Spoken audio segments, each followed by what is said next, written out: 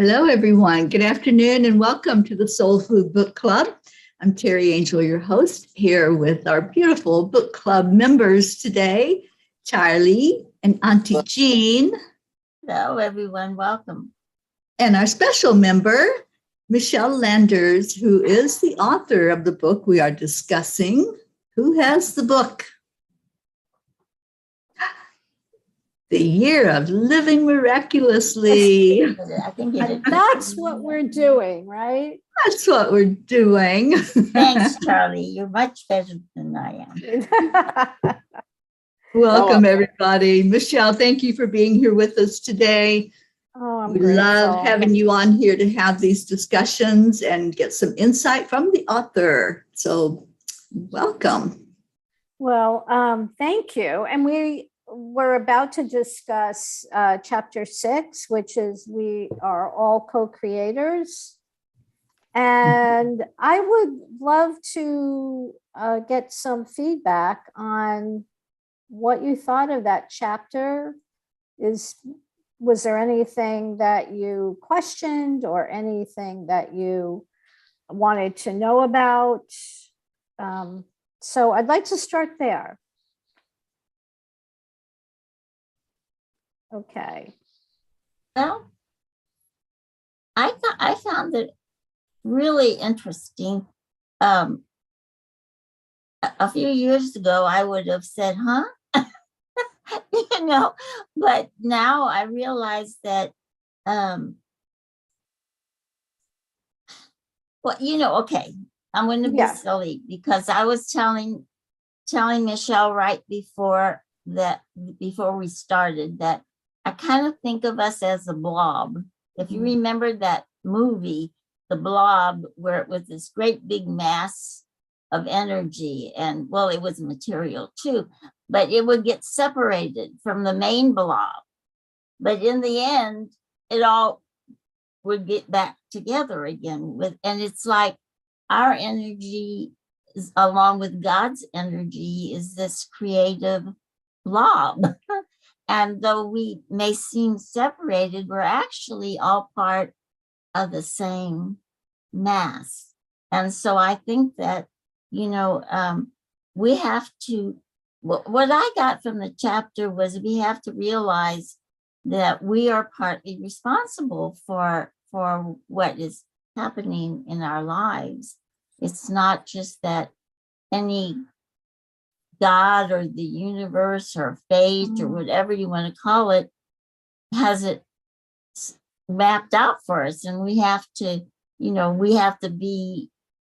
do exactly it. And so a lot of people blame God when anything goes wrong, or and that's not accepting your responsibility for part of what's going on. And I think it's a beautiful gift that the Creator has given us, that we have we have a responsibility for our lives too, and the free will that He's given us to make choices, to make those choices. And anyway, I know that doesn't. I have a hard time explaining what I feel sometimes. So. Not at all. You're crystal clear. Crystal clear. So thank you. I mean, what else did you want to add to that? Anything? Well, not really. I know that, a number of years ago, I guess I've been through a lot in my life, but a few years ago, I lost my granddaughter.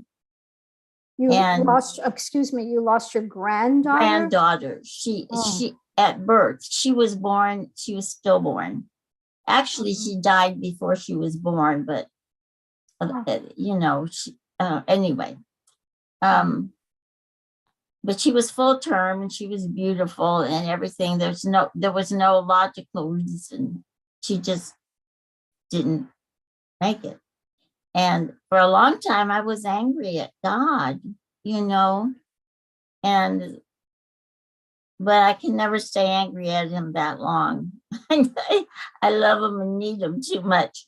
But still, it kind of what I've learned spiritually has made me understand more about why things like that happen. And you know, my son's a minister. He wasn't a minister before his daughter died. Hmm. But that was something that lit something in him to help other people go through their dark nights, I guess we'll say. And he became of service, you know. So we don't all understand everything that's going on. But as far as we're concerned, our life is making what we were talking the other day, not just our movie, but the movie of the world, of the earth. We're part of that movie. We're a main character in that movie.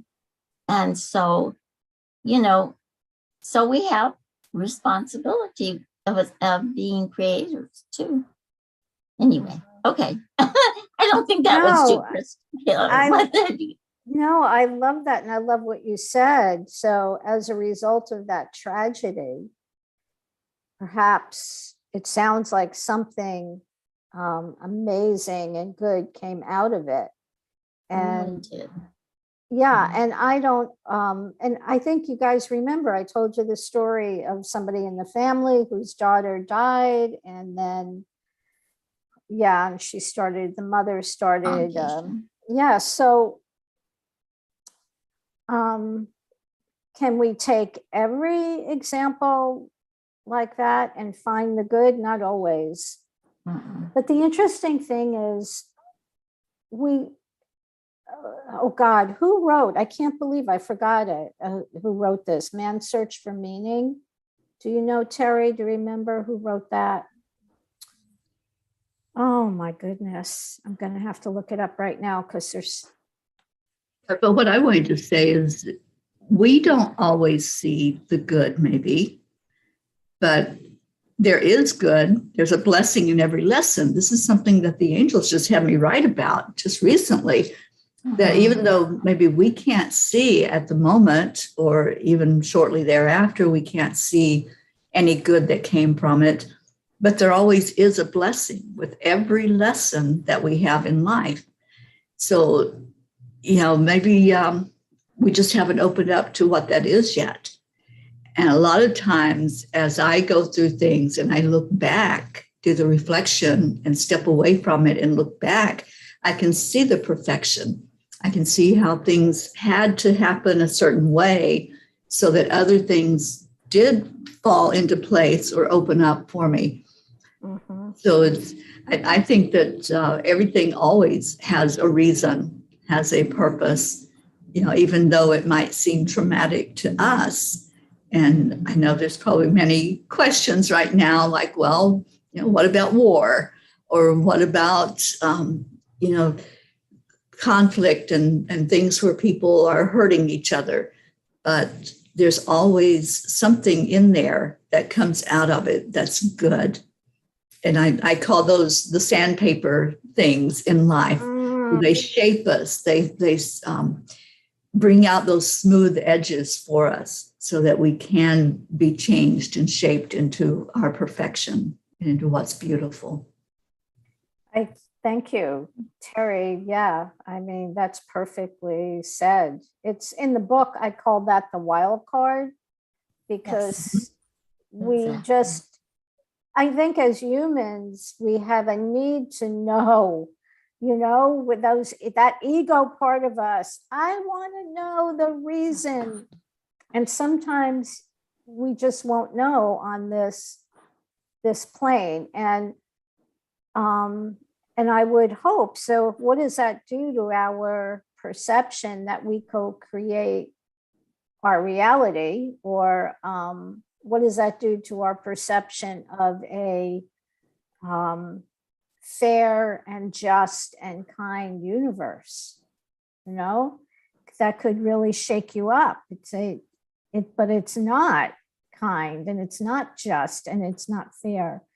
And it seems that way. So I think, as you know, Terry said, you know, if we can step aside from that judgment of good and bad, which tonight I'm going to talk about a lot about perceptions and beliefs and what they do in our lives, and hopefully peel away some, layers. So, so Charlie, what do you think? I'd love to hear your input as well. Well, I really like this chapter. It talks about like quantum energy. I think that's how it started the chapter. How you just sit and just get into that meditated state and connect with that energy, and listen and just feel it, because and that was the only at the I forgot what page it was on, but that was like you it was the only thing you highlighted, like, was we need to feel it. With our minds, we are on a wild goose chase. We need to get it with our heart, and we need to feel it, and that's so true, that you have to feel it, and it comes, and then you said to do like a review of everything, and how things how you want things, and things just happen. It's like, and I look back and I see things that, and they just happened, So, and it was like, you would think they were coincidences, but no, they're not coincidences. They're miracles, and they do happen, and they happen every day. You just got to be open to it, and and look for the signs, because they're there. Yeah, they are. yeah. So, because I'm getting a little bit lost in this, we are doing chapter 6, right? Right. Core principle. Yes. We are all co-creators. Right. Yeah, I do talk about, Lynn McTaggart, who I think has been doing incredible work in the field. And that's one of her books, is The Field. And I also love and I wrote about this in chapter 6, what Peter Calhoun, who was an Episcopal priest, he was incredible. From my understanding of him and his writings, and he was like a modern day shaman. But I say but because the thing about shamans, they don't try to, they can enter these supernatural realms or whatever it is, but they didn't really want to have control over nature as much as they wanted to work with nature. And that's the key, And Peter Calhoun wrote this, and let me pull that. We have the false belief that the earth belongs to us to divide and parcel up. And the earth doesn't belong to us. We belong to the earth. Right. And Native Americans knew this. This false belief system that we've been given has caused us to look at life in a really limited way. And the key to freedom is knowing that we've been given these false beliefs. Again, what we're going to talk about tonight. So if you perceive the world as he says, an inanimate object and something impersonal, that's what you're going to experience. But if you perceive it as a magical place with a divine being who you love and have oneness, then that's what you're going to experience. So, as Charlie said, because he was reading from it too, if we're bound and determined to get it with our minds, we're on a wild goose chase. We're never going to get it. We have to feel it. And that's really important. Our minds, which I equate with our egos, our egos just live in fear most of the time. It's the ego is, if I either want something, being resentful is like I didn't get what I wanted, or having anger is getting what I didn't want. So it's a very individual, personalized, detached feeling from the rest of the world. And that's what the ego does. And I've heard people say, well, you need the ego because the ego will tell you to get off the train tracks. And I kind of disagree with that. I think awareness, a higher awareness, will get you off that damn train track. I mean, I know that the ego strives for survival, but I like to look at it another way. Okay. I agree with you, Michelle. I really do agree with you on that. And, our friend Karen Palmer always does the quote, we can either make this a prison or a playground. And it really is the way that we look at it, our perspective. Am I going to get up today and live with dread and live with the 3D drudgery, having to do things, making it an experience that's dense and dark? Or am I going to look at it as, oh, this is my playground. I'm here to play. I'm here to have fun. I'm here to experience life at its fullest. And I think when we can look at it in that way, it does show us just what Peter was saying.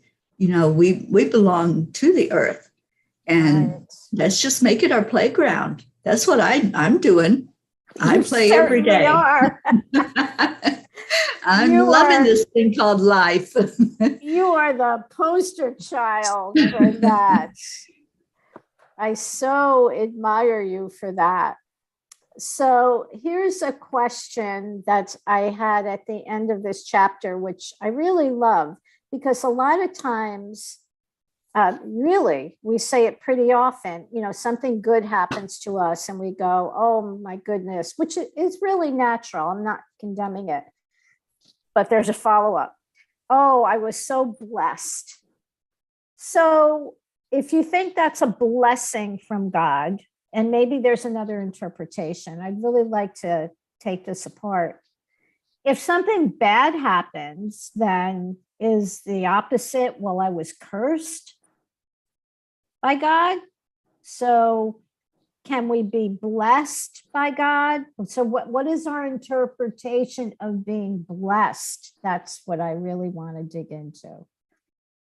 Because if you say, oh, I was so blessed, that means in my world, and maybe it means something different, which I would like to hear. When you're blessed, does that mean that's a benevolence of the universe? So it would stand to reason, if something bad happens, are you then cursed? So let's unravel that a little bit, because you could say to me, well, that's just silly, Michelle. Or what do you think about that? I think we're all blessed. It's just, I mean, I'm just like, I'm on another planet, the way I feel about just being here every day. Mm-hmm. But I'm not supposed to be here, because I was up there ready and they sent me back. So it's like, it's like, well, they sent me back here for a reason, and like, and Right. I tell, get to it, so. So trying what to I'm get to it. It's like, it's just like the title of your book, like living miraculously, that's the way I feel I'm living, so. I feel without a doubt, and I mean, I could have called it the life of living miraculously, but you have to have, my publisher, you have to have a little bit of a catchy title, although I called it that from a long time ago, but that was because I did a year-long program. Right. Yeah. Every single day, brings about, miracles. I mean, the fact that, when you wake up in the morning, it's, there's this miraculousness about life. What was it Woody Allen that said, I don't know if he used the word blessed, but every day when he looks in the obituaries and his name isn't there. I used to look at that every day too. When you get a certain age, just to make sure, right? I don't get that's pages funny. anymore, but when I used to read the paper every day. Yeah. Well, I would like to say something about your question, Michelle. Yes. So in this lifetime that I have lived, there have been many, many fires I've gone through, many challenges and struggles.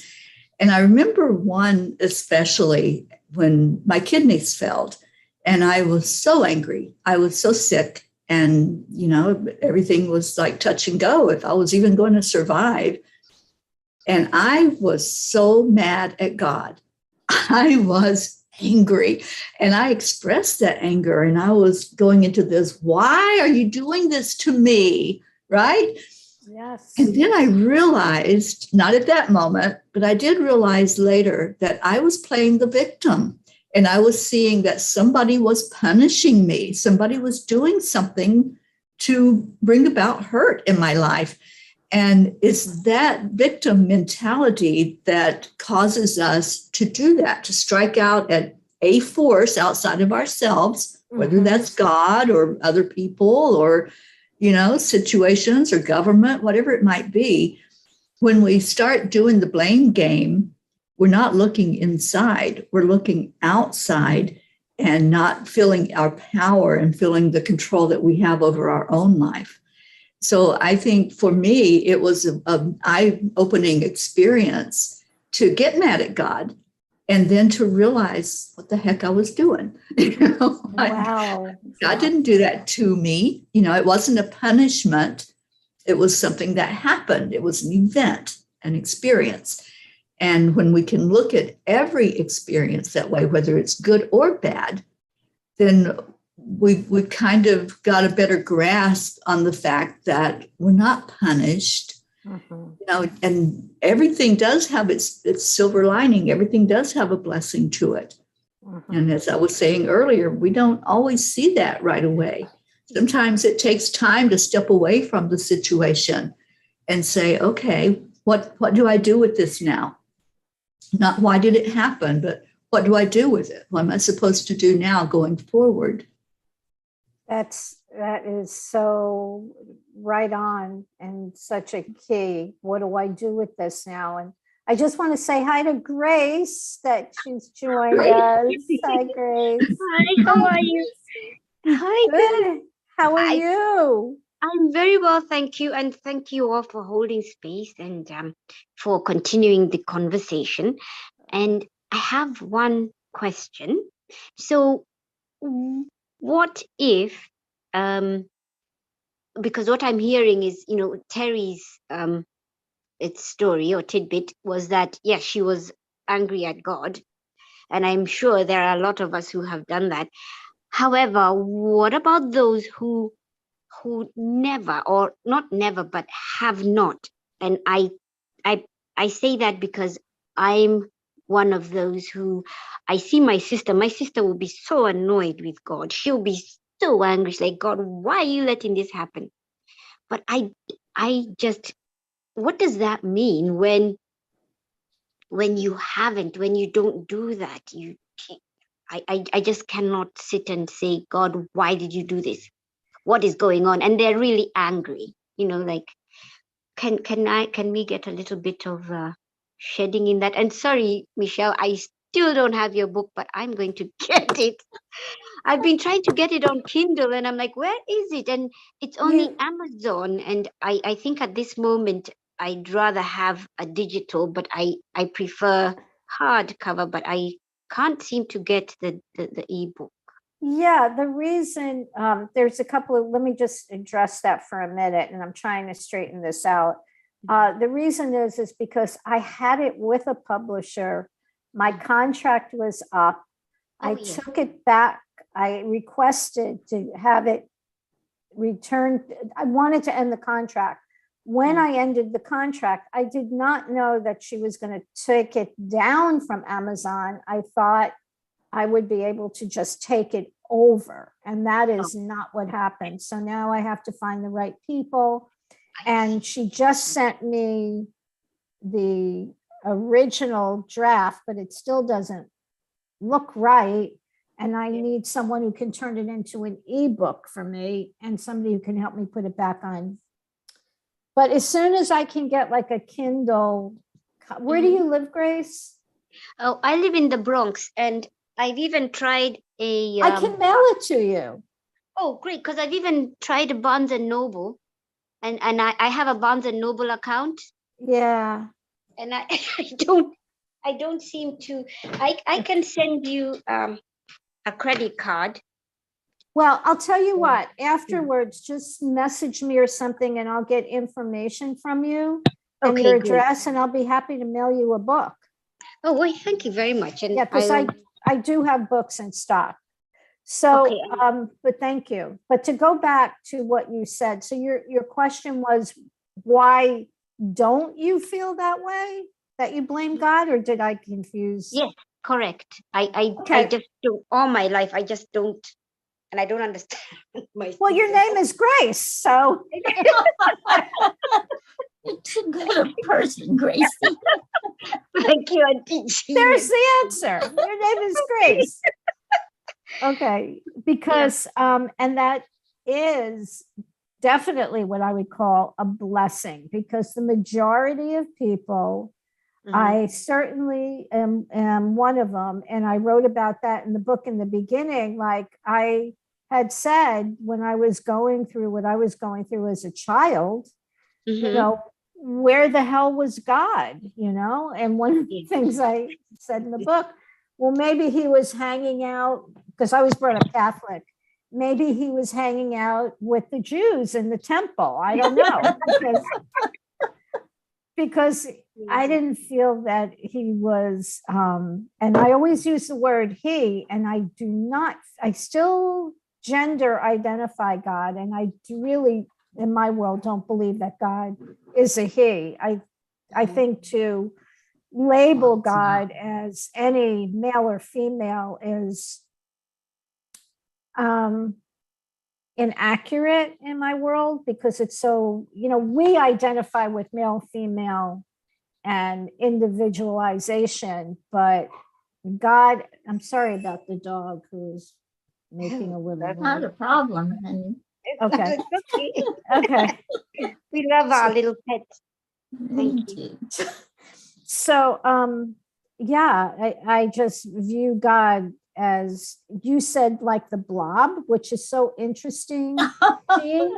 It's okay, because I always envision God as like the sun, and you know how the sun spins and shoots off all of these gases and rays, and that we're part of it. So we have part of that energy. Yeah, and that of those abilities, but not to the fullest power. So, Grace, that's a blessing. There aren't a lot of people who, when they are, everybody feels blessed when their life is going perfectly. Let's face it, right? When everything is smooth, most everyone feels, oh, you know, I'm so blessed. Oh, there she goes. But when bad things happen, she doesn't like this part of the story. That's why. That's why. You know, No, I was just going to say, I think I know kind of what Gracie means. I mean, as I told you before, there was one time when I was extremely angry with God because I lost my granddaughter. And, you know, it was just a whole lot of things. It was like, how can people who don't want children have children? And then you have this wonderful couple who's got so much love to give, and the baby doesn't live, you know. So there was that anger at God, but I got over it very fast. But what Grace is talking about, I have a sister. Well, I had a sister, she's passed, who was very much like Gracie's sister, with a lot of similar problems. And I remember one time, and sometimes I think I need to watch what I say because she came over and she was very upset with these nurses because she had needed some kind of records and this and that, and they couldn't find them for her, and they were so incompetent, and I think they finally actually had a security person remove her from the hospital. And and so I'm listening to her and everything, and I knew my sister like Gracie knows hers, and I'm like, hon, I know how you feel, but sometimes if you just are kind of nice to people and do it in a polite way, in a kind way, that you'll get more help, more reaction than, if you just go in and tell people they're incompetent. That doesn't usually work too well. And she got so furious at me that she got up and left the house because nobody understood her. And I think that your sister's kind of the same way. And she's always, her whole life is blamed. My sister had a lot of problems, and she always blamed, where was God? Why is God letting this happen? But what is it about us humans that, when we were talking before, I wanted to say, we always want to have black hats and white hats. We always want to think that if something bad happens, something, it's the opposite side of each other or something. It doesn't work that way. Right. The universe doesn't work that way. And I read a book years ago, when I was young, called The Universe is a Green Dragon. Wow. Good. That's very interesting. It's a really oldie. No. And the thing that really impressed me about the book was it said that we are the consciousness of the universe. Mm-hmm. So for me, the universe has always been like a living, breathing entity. It's part of, I'm sorry I even use the term law, but it's part of that energy that we all are part of, that we all have that piece of that energy in us, but we all belong to that one big source of energy. And so I agree with, is it Calhoun, that we don't own the earth. The earth owns us. We are actually a partner with the earth and the spiritual realm for the universe to be a consciousness of anyway. I'm off my soapbox again, so. I don't think that's a soapbox, and I love what you share. And again, back to Grace. Grace, I think that is a wonderful virtue, and that you have always felt that way. That's blessed, very blessed, for sure. Yeah. I'm sorry. Who was going to say something? No, it's okay. Yeah, because sometimes I feel that I'm inadequate. There's an inadequacy from that. I didn't know the context of that, of my question, or what we were talking about. I think I just got it on the end from your book or from Terry's. So, sometimes I guess because from a very young age I've known and I've felt, and I remember at 13 and 12, I just asked God to order my steps in the world.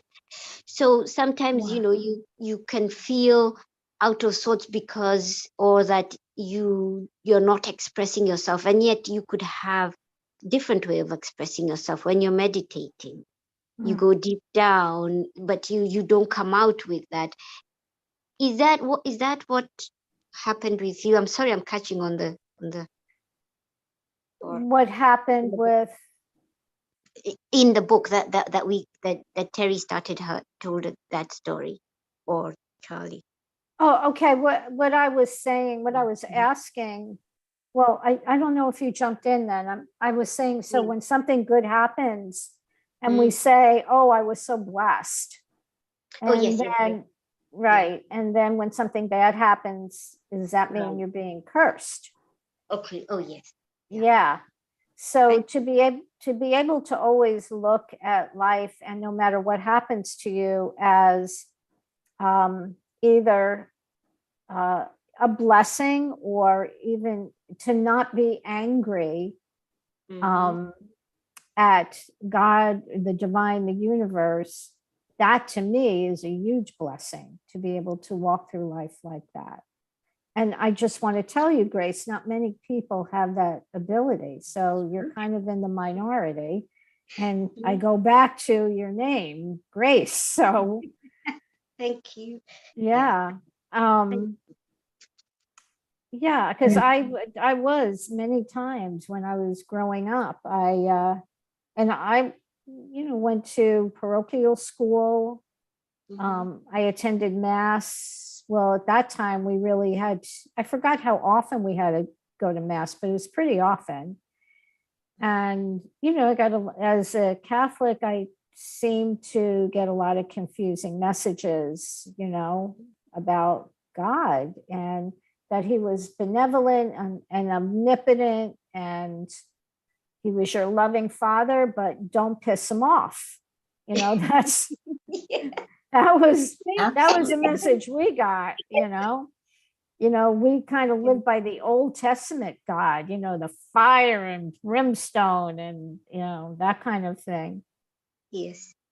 So, and all of this living miraculously, is part of it is removing that, as Terry said, that victim mentality, because victims are angry and they don't like to keep that anger to themselves. And that's why we have wars, and that's why we have fighting, because how could you do that to me, whether it's God or your perceived enemy, right? Because happy people, right? I always say this, happy people don't do mean things. It's pretty simple.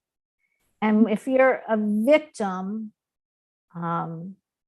you've got that resentment, that anger, and you want to get rid of it. Nobody likes to hold on to bad feelings. No one. And so they get rid of it in one way or the other. I either project it onto you by being nasty or mean, or just reacting, or even sabotaging myself. So, we don't want to be the saying, hurt people hurt people. And that's true. When you're angry, you want to strike out, like you were saying, Michelle. Yeah. We have Amanda with us in the audience, Amanda Summer. Hi, Amanda. Hi, Amanda. She says, each day is a blessing. There is no bad or good. It's the journey of each soul contract. We can find the message or be envious of it. And it teaches us to enjoy each moment. Oh, I love that. Thank you. Beautiful words, Amanda. Yeah. Really beautiful. Yeah. And I think when we get into that, when we're in that mindset, it shifts our energy. And, there's some components within all of this that are just constant. And the fact that there is energy in all things and we're all energetic is like, right? That's the core of it all. And so working from that, how are you managing your energy, and what energy are you putting out, and what energy are you taking in or accepting or bringing, what are you bringing in? So Charlie, did you want to add anything to this? Or No. ask any questions or say anything? No, it's what was I going to say? Oh, I was from this morning when I was looking on Facebook or the simple formula for living that you put out that for the Oh, yeah. with all them different things, and you know, a lot of them pertain to what we're talking about and how you know, like happy people do good things, and you know, I always been happy in my life, and you know, and I think like all of us here are like so grateful and a lot of gratitude, and when you do things like that, it comes back to you, you know, just doing them good things and helping people and stuff like that. Yeah, so I believe in that. So yeah. Yeah, it certainly is a circle all the time. We're putting out and getting back. And I think, yeah, for all of us and for so many other people, it really, really feels good when you can help, support, validate others, right? That feels so much better than the opposite of being a victim or being angry or resentful. And so that's when, for me, if I'm feeling like that, I always, because I believe it comes from my ego, I have a talk with my ego, you know, and just ask it, what's going on here? What's the problem? Why are you feeling this way? And so I have this conversation and just always explain to the ego over and over again, I know that you think that you're protecting me, but I do have other ways of moving through life now. So I'm not going to kill you because that would be impossible and bad. But, and I don't hate you. I don't hate you. I just ask that you maybe observe. But I appreciate, and that's the other thing that we've talked about this before, but it bears repeating. Whoever, whatever it is, send love to that. And that could be really challenging in some cases when somebody has harmed us or our family individually. I'm always in awe of people who have been able to really forgive someone who has a murderer, somebody who has murdered someone in their family, to be able to, what an act of higher consciousness, and to be able to do that. Yeah. But of course, in the Course in Miracles, it says you don't have to, I'm not trying to throw you a curveball, but I think you'll get this. I'm sure you will. You don't have to forgive anybody because there's nothing to forgive. Do you get that? Right? Yeah, forgiveness is not about any person. Right. Is to clear the energy inside of you. Correct. Right. So that piece in A Course in Miracles is really great.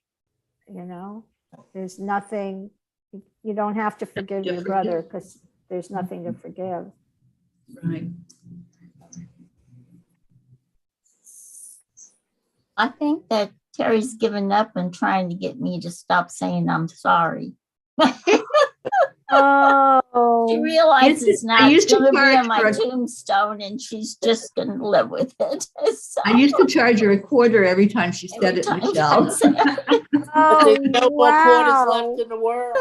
I know. She's used we're to going to go to India with that money.